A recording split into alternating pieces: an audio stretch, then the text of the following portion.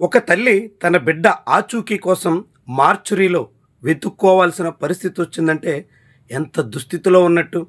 ఎక్కడో గాజా ప్రాంతంలో ఇజ్రాయెల్ దురాగతాలతో ప్రాణాలు కోల్పోయినటువంటి వాళ్ళ ఆచూకీ కోసం ఆ ప్రాంత వాసులు తమ వాళ్ళ శవాల కోసం గుట్టల మధ్యలో వెతుక్కుంటారు అని చదువుకున్నాం.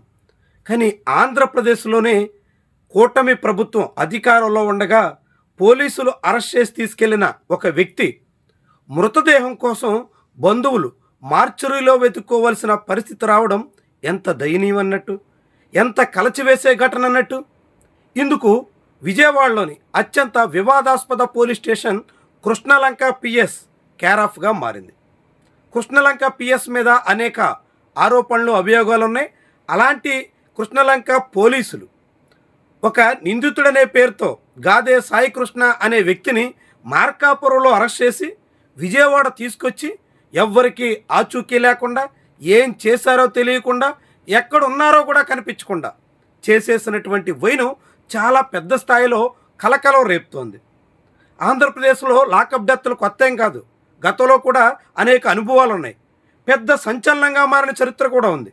అలాంటి లాకప్ డెత్తుల్లో కనీసం మృతదేహమైన బంధువులకి అందించిన చరిత్ర ఉంది. కానీ తొలిసారిగా ఆంధ్రప్రదేశ్లో కూటమి ప్రభుత్వంలో ఒక నిందితుడి పేరుతో అరెస్ట్ అయినటువంటి వ్యక్తికి సంబంధించిన ఆచూకీ లభించకుండా, ఆఖరికి లాకప్ డెత్ జరిగితే డెడ్ బాడీ కూడా దొరకకుండా కృష్ణలంక శ్మశానంలో కాల్చి బూడిద చేసేశారు అనే విమర్శలు వింటుంటే చాలా పెద్ద స్థాయిలో కంపరం కలుగుతోంది. అనేక రకాలుగా కలవరం కలిగిస్తోంది.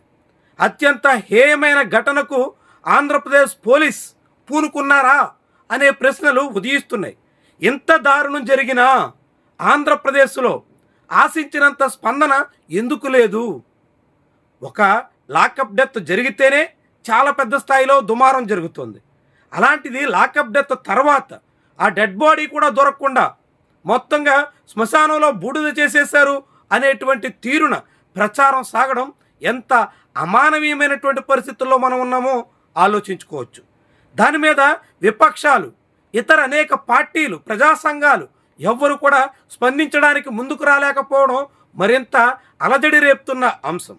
కొందరు అడ్వకేట్లు, కొన్ని న్యాయవాద సంఘాలు ఈ అంశం మీద పట్టుదలగా ప్రయత్నం చేశాయి. సాయికృష్ణ ఆచూకీ తెలియజేయాల్సిందే అంటూ పట్టుబట్టాయి. పోలీసుల్ని పలుమార్లు నిలదీశాయి. చివరికి ఏపీ హైకోర్టులో ఎబియస్ కార్పస్ పిటిషన్ వరకు వ్యవహారం వెళ్ళింది. దాంట్లో సాయికృష్ణ ఆచూకీ కోసం సమయం కావాల్సిందే అని పోలీసులు కోరడంతో ఈ నెలాఖరు వరకు కేసు వాయిదా పడింది.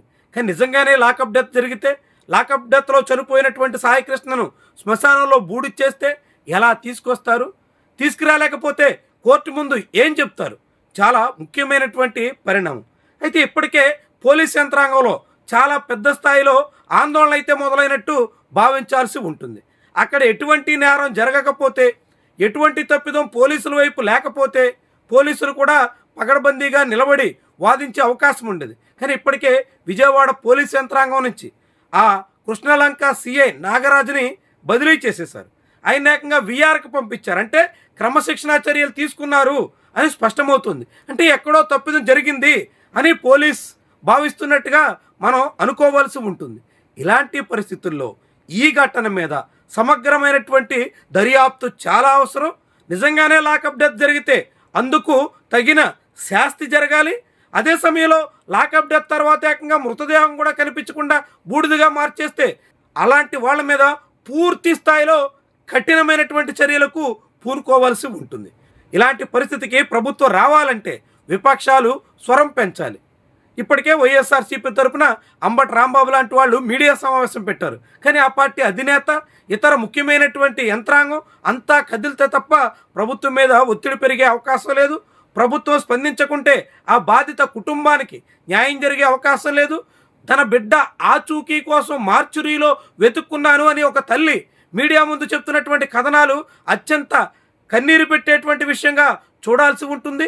ఇలా అమానవీయ ఘటనలో ఆంధ్రప్రదేశ్ పోలీస్ యంత్రాంగం యథేచ్ఛగా సాగిస్తుంటే కట్టడి చాలా చాలా అవసరం అన్నది మానవ హక్కుల సంఘాలు, ప్రజా సంఘాలు గుర్తించాల్సిన బాధ్యత ఉంటుంది. ఈ ఘటన మీద ముక్తకంఠంతో స్పందించాల్సి ఉంటుంది.